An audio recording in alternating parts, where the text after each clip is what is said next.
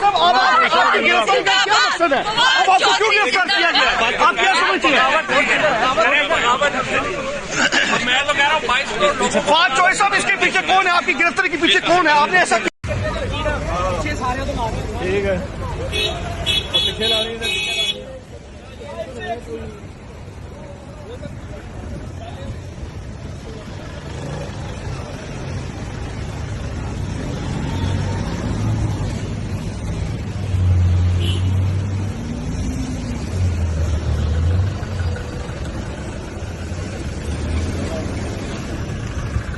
ED वाली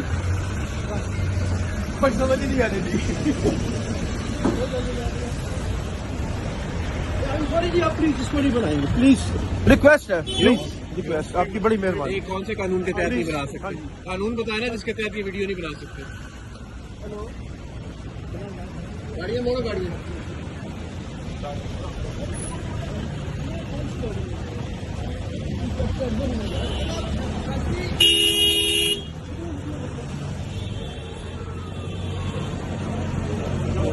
चलो जी चलो।